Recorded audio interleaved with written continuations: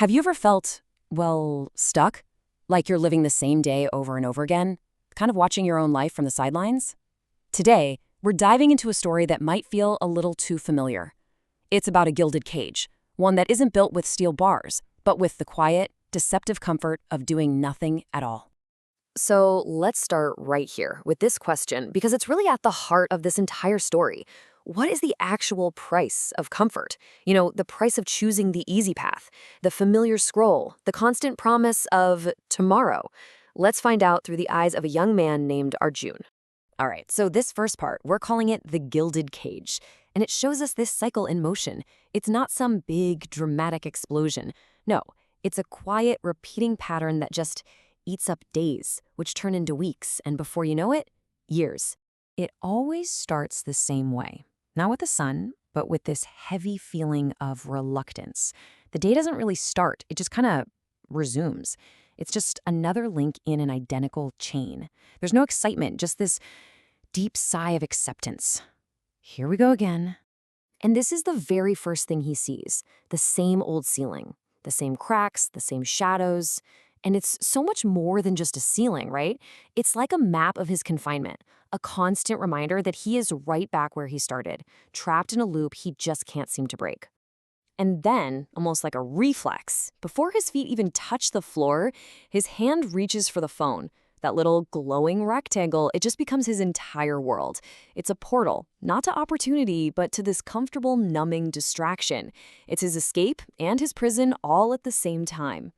And here on the screen, you see this jarring contrast. He's scrolling through the highlight reels of everyone else's life. Graduations, promotions, engagements. It's like a parade of progress. But on his side of the screen, that's just a silent, painful tally of everything he's losing. Hours, opportunities, and all that potential. This is the reality that's waiting for him just beyond the glow of the screen.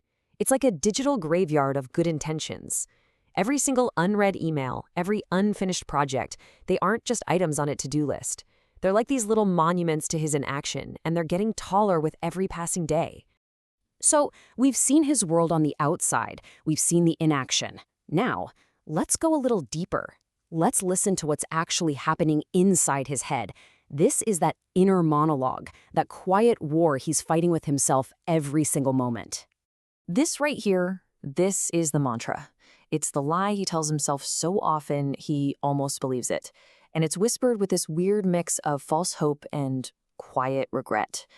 It's the sound of a promise being broken before it's even really made. Tomorrow will be different. But it never is it? And this just perfectly captures the heart of his pain. He's not lazy, he's paralyzed.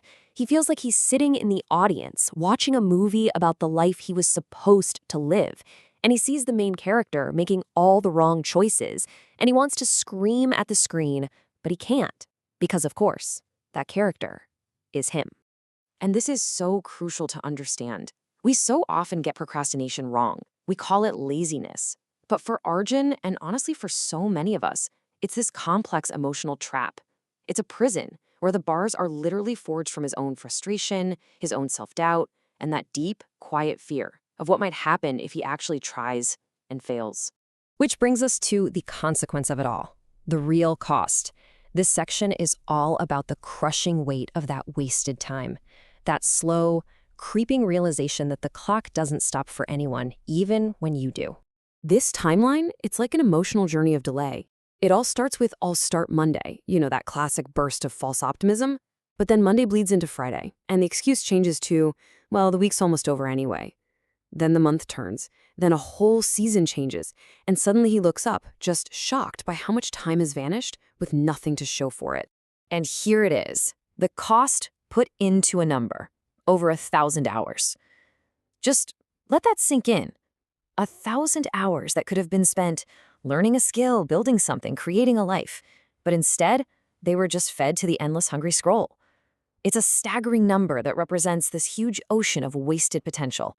So you have to ask, whose fault is this? Is it the phone? Is it society? The world? This question just hangs in the air, not just for Arjun, but for anyone who sees a bit of themselves in his story. It's that moment of confrontation where all the excuses start to crumble. And that confrontation, it leads us right here to our final section, the man in the mirror. This isn't about finding blame anymore. It's about finding responsibility. It's that quiet, powerful moment when the truth just cannot be ignored any longer. Night. The world is quiet now. All the distractions are finally gone. There's no screen to hide behind, no noise to drown out the thoughts. There's only the darkness, the silence, and himself. And he finally looks. I mean, he really looks. And what he sees staring back at him is the full weight of his inaction, the exhaustion in his eyes, the lines of disappointment that weren't there yesterday. The mirror isn't just reflecting his face, it's reflecting the sum of all his missed tomorrows. And in that deafening silence, a whisper. This time, it's not a promise. It's a desperate, raw realization. It's the sound of hitting rock bottom. It's that moment the gilded cage finally feels like a cage, and the urgency to break free becomes the only thing in the world that matters. And this is what it all comes down to. This is the ultimate takeaway. The prison wasn't procrastination itself. The real prison was comfort. The comfortable routine, the comfortable distraction, the comfortable lie of tomorrow. And, the most dangerous prisons are always the ones we don't realize we're in, until we finally decide to look for the key.